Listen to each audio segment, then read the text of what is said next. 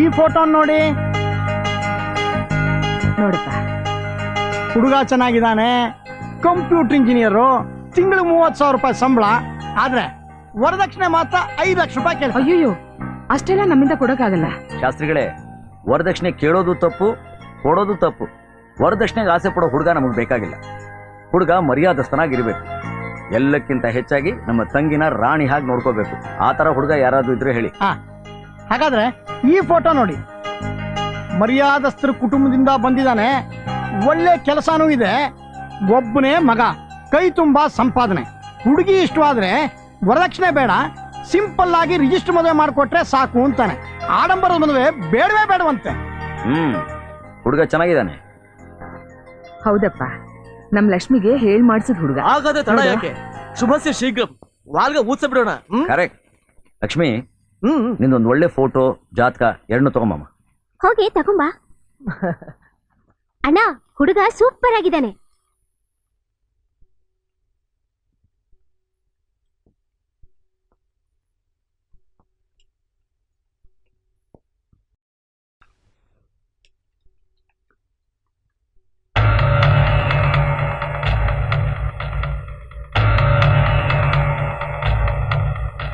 ಏನಮ್ಮ ಇಂಥ ಫೋಟೋ ಇಟ್ಟಿದ್ಯಾ? ಶಾಸ್ತ್ರಿಗಳೇ, ನೀವು ಹೊರಡಿ, ಫೋಟೋ ಜಾತಕ ನಾನು ನಿಮಗೆ ತಲುಪಿಸ್ತೀನಿ. ಸರಿ ನಂಜುಂಡ, ನಾನು ಬರ್ತೀನಿ ಸುಮಿತ್ತಮ್ಮನವ್ರೆ. ಹೋಗಿ ಬನ್ನಿ.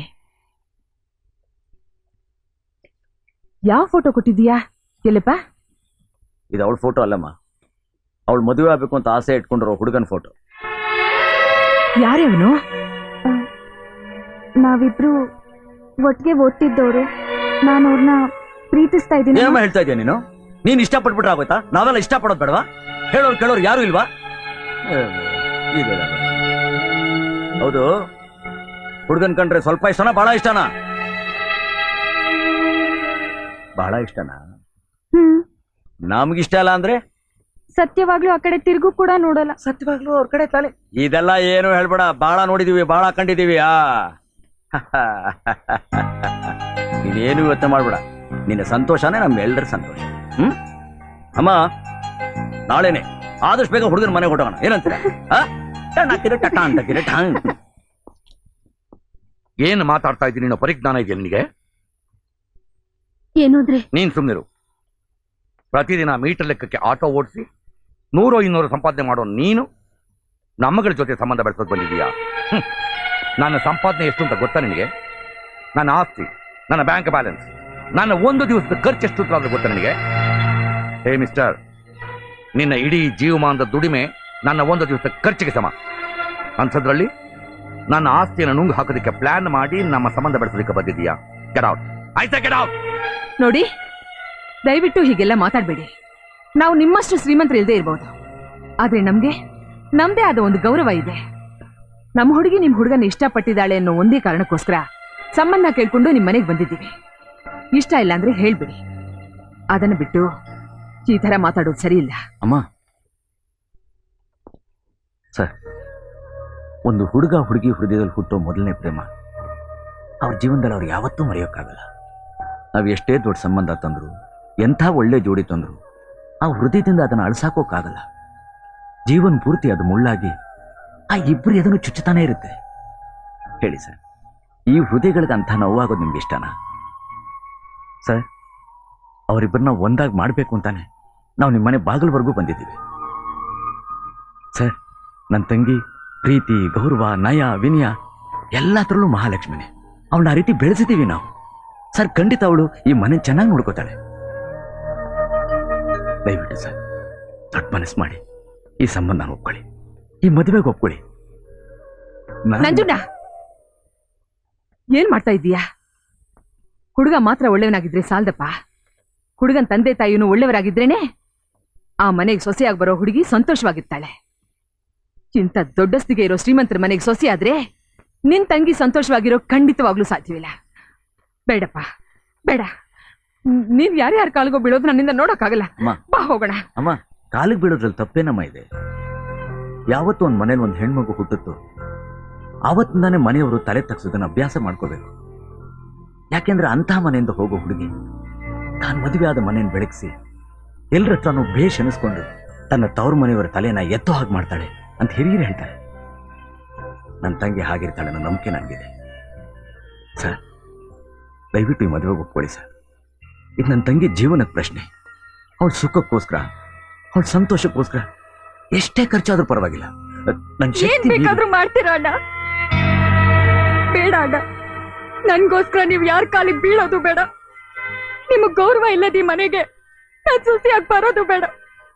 ನಮ್ ಪ್ರೀತಿಯಿಂದ ನಿಮ್ ಗೌರವಕ್ಕೆ ಧಕ್ಕೆ ಬರುತ್ತೆ ಅಂತ ನಂಗೆ ಮೊದ್ಲೇ ಗೊತ್ತಿದ್ದಿದ್ರೆ ನಾನ್ ಪ್ರೀತಿನೇ ಮಾಡ್ತಿರ್ಲಿಲ್ಲ. ನೋಡೋಣ, ನನಗ್ ನನ್ ಪ್ರೀತಿಗಿಂತ ನೀವ್ ಮುಖ್ಯ, ನಿಮ್ ಮರ್ಯಾದೆ ಮುಖ್ಯ. ನಡೆದಿದ್ದೆಲ್ಲ ಒಂದ್ ಕೆಟ್ಟ ಕನ್ಸು ಅಂತ ತಿಳ್ಕೊಂಡು ಮರ್ತು ಹೋಗ್ಬಿಡ್ತೀನಿ. ಇರೋವರೆಗೂ ನಿಮ್ ತಂಗಿ ಅಂತ ಹೆಮ್ಮೆಯಿಂದ ಬಾಳ್ತೀನಿ. ಬನ್ನಿ ಅಣ್ಣ, ಹೋಗೋಣ. ನಿಂತ್ಕೊಳ್ಳಿ.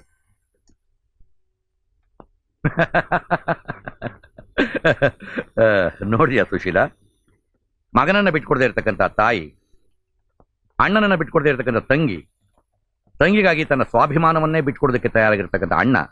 ಬಾ, what A family. Mister Nanjunda, ನಿಮ್ಮ ಬಗ್ಗೆ, ನಿಮ್ಮ ಫ್ಯಾಮಿಲಿ ಬಗ್ಗೆ ನಾನು ಕೇಳಿದ್ದೆ. ಆದ್ರೆ ಇವತ್ತು ಅದನ್ನೆಲ್ಲ ಕಣ್ಣಾರ ನೋಡುವಂಥ ಸೌಭಾಗ್ಯ ನನಗೆ ಸಿಕ್ತು. ನೀವೇನು ಯೋಚನೆ ಮಾಡಬೇಡಿ. ನಿಮ್ಮ ತಂಗಿ ನಮ್ಮ ಮನೆಯಲ್ಲಿ ಸ್ವಚ್ಛಾಗಿರೋದಿಲ್ಲ, ಮಗಳಾಗಿರ್ತಾಳೆ. ದೇವ್ರೆ, ಎಲ್ಲ ನಿನ್ನ ಆಶೀರ್ವಾದ ಅಪ್ಪ. ನನ್ನ ತಮ್ಮನಿಗೊಂದು ಕೆಲಸ ಸಿಕ್ತು, ನನ್ನ ತಂಗಿಗೆ ಮೆಡಿಕಲ್ನಲ್ಲಿ ಸೀಟ್ ಸಿಕ್ತು, ಇನ್ನೊಬ್ಬ ತಂಗಿ ಅವಳು ಆಸೆ ಪಟ್ಟಾಗ ಮದುವೆನೂ ಆಯಿತು. ಎಲ್ಲನೂ ನಿನ್ನಿಂದಾನೇ ಅಪ್ಪ. ಸಕಲವು ನೀನೆ, ಸರ್ವವು ನೀನೆ, ಸರ್ವಸ್ವವು ನೀನೆ. ನಿನ್ನ ಕರುಣಾ ದೃಷ್ಟಿ ಎಲ್ಲರ ಮೇಲೂ ಸದಾಕಾಲನೂ ಇರಲಿ. ಧನ್ಯೋಸ್ಮಿ. ಅಯ್ಯೋ ಅಮ್ಮ, ಅಯ್ಯೋ ಅಯ್ಯೋ ಸರ್ ಸರ್, ಇದೊಂದ್ಸರಿ ಬಿಟ್ಬಿಡಿ ಸರ್, ಇನ್ಮೇಲೆ ಮಾಡಲ್ಲ ಸರ್. ಅಯ್ಯೋ ಅಮ್ಮ, ಅಯ್ಯೋ ಅಮ್ಮ, ಅಯ್ಯೋ ಅಮ್ಮ. ಏಯ್, ನಮ್ಮನ್ನ ತಿಂದು ನಮಗೆ ಮೋಸ ಮಾಡ್ತೀಯ? ನೀನು ಮಾಡಿದ ಹೊಲ್ಕ ಕೆಲಸದಿಂದ ಕೋಟ್ಯಾಂತರ ರೂಪಾಯಿ ಡೀಲಿಂಗ್ಸ್ ಹಾಳಾಗೋಯ್ತು. ಏಯ್, ಇವನು ಯಾವತ್ತು ಎಲ್ಲೂ ಬಾಯ್ ಬಿಡಬಾರ್ದು. ಹಾಗೆ ಮಾಡಿ ಕಳಿಸ್ರು. ಅಯ್ಯೋ ಅಮ್ಮ, ಅಮ್ಮ, ಅಯ್ಯೋ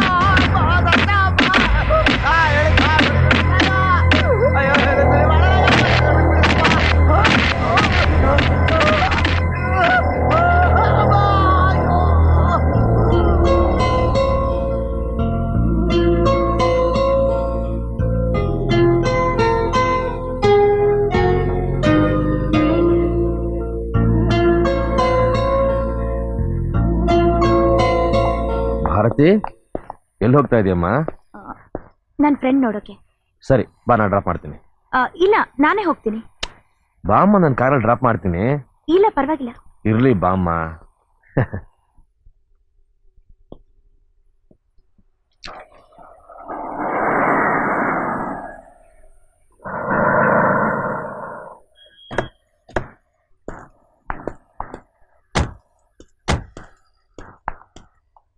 ಎಲ್ಲಮ್ಮ ನಿನ್ ಫ್ರೆಂಡು? ಇಲ್ಲೇ ಇರ್ತಾಳೆ ಅಂದೆ, ಯಾರು ಕಾಣಿಸ್ತಾ ಇಲ್ಲ.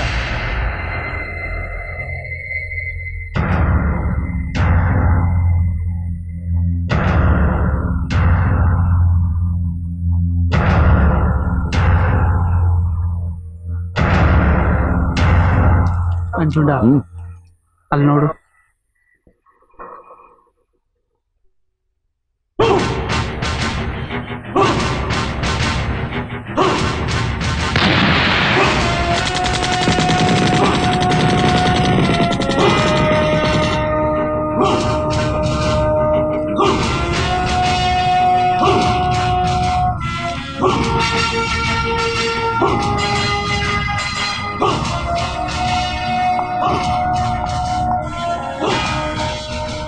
ಹಲೋ. ಹಲೋ. ಈಗ ನಿಮ್ಮನ್ನು ಬಿಟ್ಬಿಟ್ಟು ಹೋದ್ರಲ್ಲ, ಯಾರವರು? ನಮ್ ಡ್ಯಾಡಿ. ಓ, ಬರ್ತೀರಾ? ಹೋಗೋಣ. ಯಾವ ಕಡೆ? ಕುವೆಂಪು ನಗರ. ಇಲ್ಲ, ನಾನು ಆ ಕಡೆ ಬರಲ್ಲ. ನಾನು ರಾಜಾಜಿನಗರ ಕಡೆ ಹೋಗ್ತಾ ಇದ್ದೀನಿ. ಪರವಾಗಿಲ್ಲ, ಆ ಕಡೆನೆ ಹೋಗೋಣ. ದಯವಿಟ್ಟು ಕ್ಷಮಿಸಿ, ಇವತ್ತು ನನ್ನ ಆಟೋ ಎಂಗೇಜ್ ಆಗಿದೆ. ನಿಮ್ ಹತ್ರ ಒಂದು ಮುಖ್ಯವಾದ ವಿಷಯ ಮಾತಾಡ್ಬೇಕು.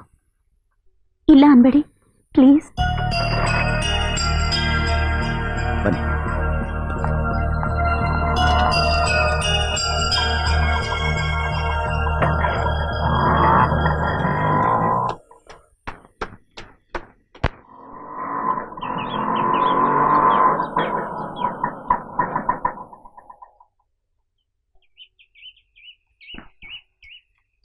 ಏನೋ ಮುಖ್ಯವಾಗಿ ಮಾತಾಡಬೇಕು ಅಂತ ಹೇಳಿದ್ರಿ?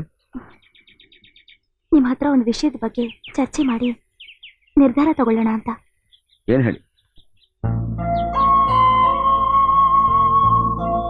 ಒಂದು ಹೆಣ್ಣು ಒಬ್ಬರ ಹತ್ರ ತುಂಬಾ ವರ್ಷಗಳಿಂದ ಇತ್ತು. ಆ ವ್ಯಕ್ತಿ ಸ್ಮಗ್ಲರು, ಗ್ಯಾಂಗ್ಸ್ಟರು ಅಂತ ಗೊತ್ತಾದ್ರೆ ಆ ಹೆಣ್ಣು ಏನ್ ಮಾಡ್ಬೇಕು? ಅಂಥ ವ್ಯಕ್ತಿಯಿಂದ ದೂರ ಇರಬೇಕು. ಅವ್ರು ಯಾರೇ ಆಗಿದ್ರು ಯಾರಾದ್ರೇನು, ಕೆಟ್ಟವನ್ ತಾನೆ.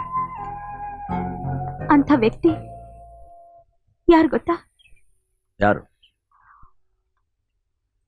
ನಮ್ಮಪ್ಪ.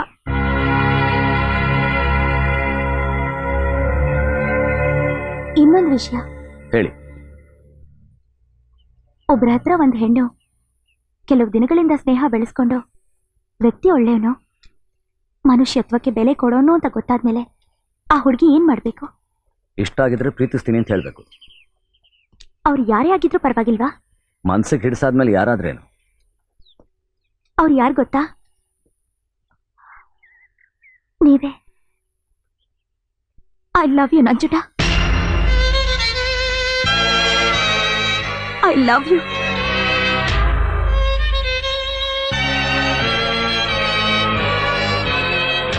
ನೋಡಿ, ನೀವು ನನ್ನ ಜೊತೆ ಈ ರೀತಿ ಸ್ನೇಹ ಬೆಳೆಸ್ಕೊಂಡಿದ್ದೀರಾ ಅಂತ ನನಗೆ ಗೊತ್ತಾಗಿದ್ದಿದ್ರೆ ನಾನು ನಿಮ್ಮನ್ನು ಕಣ್ಣೆತ್ತು ಕೂಡ ನೋಡ್ತಿರ್ಲಿಲ್ಲ. ನನಗೂ ಪ್ರೀತಿಗೂ ಬಹಳ ದೂರ. ದಯವಿಟ್ಟು ಕ್ಷಮಿಸಿ. ನಂಜುಂಡ, ನಾನ್ ತಮಾಷೆಗೆ ಹೇಳ್ತಾ ಇದ್ದೀನಿ ಅಂತ ತಿಳ್ಕೊಂಡ್ರ? ನಾನು ಒಬ್ಬಳನ್ನ ಬಿಟ್ಟು ಹೋಗ್ತಾ ಇದ್ದೀರಾ? ಎಷ್ಟು ಹೊತ್ತಾದ್ರೂ ಸರಿ, ಎಷ್ಟು ದಿನಗಳಾದ್ರೂ ಸರಿ, ನನ್ನನ್ನ ನೀವಾಗ ಬಂದು ಕರ್ಕೊಂಡು ಹೋಗೋವರೆಗೂ ಈ ಜಾಗ ಬಿಟ್ಟು ಕದಲಲ್ಲ ನಾನು. ಖಂಡಿತ ಈ ಜಾಗ ಬಿಟ್ಟು ಕದಲಲ್ಲ ನಾನು. ನಂಜುಂಡ, ನಂಜುಂಡ, ನಿಂತ್ಕೊಳ್ಳಿ.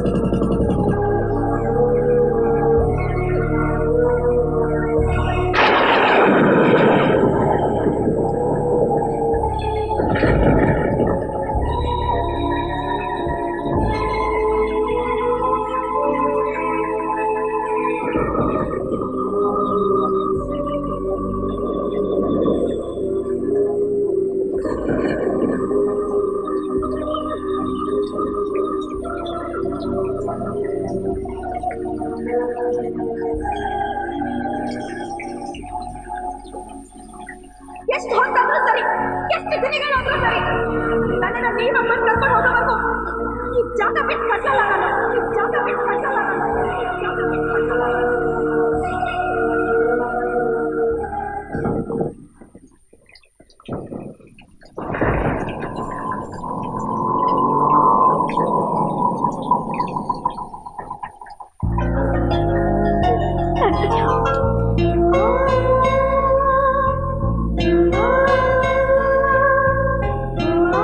ನೋಡಿ,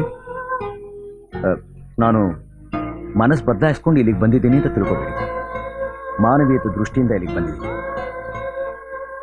ಯಾವುದೇ ಒಬ್ಬ ಮನುಷ್ಯನ ವಿಷಯದಲ್ಲಿ ಅವನ ಬಗ್ಗೆ ಗೊತ್ತಿಲ್ಲದೇನೆ ನೀವು ಈ ರೀತಿ ತೀರ್ಮಾನ ತಗೊಳ್ಳೋದಷ್ಟು ಒಳ್ಳೇದಲ್ಲ. ನಿಮ್ಮ ದೃಷ್ಟಿನಲ್ಲಿ ಪ್ರೀತಿ ಪ್ರೇಮಕ್ಕೆ ಏನರ್ಥನೋ ನನಗೆ ಗೊತ್ತಿಲ್ಲ. ಆದರೆ ನನ್ನ ದೃಷ್ಟಿನಲ್ಲಿ ಪ್ರೀತಿ ಅನ್ನೋದು ಗಂಡು ಹೆಣ್ಣು ಇವ್ರ ಮಧ್ಯೆ ಹುಟ್ಟುವ ನಂಬಿಕೆ. ಅದನ್ನು ಇಬ್ಬರು ಹಾಳು ಮಾಡ್ಕೋಬಾರ್ದು. ಒಬ್ಬ ಮನುಷ್ಯನ ಜೀವನದಲ್ಲಿ ಒಂದು ಹೆಣ್ಣು ತಾಯಿಯಾಗಿ, ಹೆಂಡತಿಯಾಗಿ, ಮಗಳಾಗಿ ವಿಶಿಷ್ಟವಾದ ಪಾತ್ರ ವಹಿಸ್ತಾಳೆ. ಎಲ್ಲಿಲ್ಲ ಹಾಗೆ, ಎಲ್ಲ ಜಾಗದಲ್ಲೂ ಇದ್ದಾಳೆ. ಈ ಭೂಮಿಯಿಂದ ದೇವಸ್ಥಾನದಲ್ಲಿರೋ ದೇವತೆ ತನಕ ನಾವು ಅವಳನ್ನ ನೋಡ್ತೀವಿ, ಪೂಜಿಸ್ತೀವಿ, ಆರಾಧಿಸ್ತೀವಿ. ತಾನು ಎಲ್ಲ ಜಾಗದಲ್ಲೂ ಇರಕ್ಕಾಗಲ್ಲ ಅಂತಾನೆ ದೇವರು ಹೆಣ್ಣನ್ನು ಸೃಷ್ಟಿ ಮಾಡ್ದ ಅಂತ ತಿಳಿದವ್ರು ಹೇಳ್ತಾರೆ. ಅಂತ ಹೆಣ್ಣಿನ ಬಗ್ಗೆ ನನಗೆ ಬಹಳ ಗೌರವ ಇದೆ. ನೋಡಿ, ನನ್ನ ಜೀವನದಲ್ಲಿ ಇದುವರೆಗೂ ನಡೆದಿದ್ದಲ್ಲ ದೇವರು ಒಳ್ಳೇದಕ್ಕೆ ಮಾಡಿದ್ದಾನೆ ಅಂತ ನಂಬ್ಕೊಂಡಿರೋ ನಾನು ಒಂದು ಗಂಡು ಹೆಣ್ಣನ್ನ ಸೇರಿಸೋ ನಾವಿಬ್ರು ಸೇರ್ಬೇಕು ಅನ್ನೋದೇ ಅವನ ಇಚ್ಛೆ ಆಗಿದ್ರೆ ಅದನ್ನು ತಪ್ಸಕ್ಕೆ ಯಾರಿಂದಾನೂ ಸಾಧ್ಯ ಅಲ್ಲ. ಹಾ,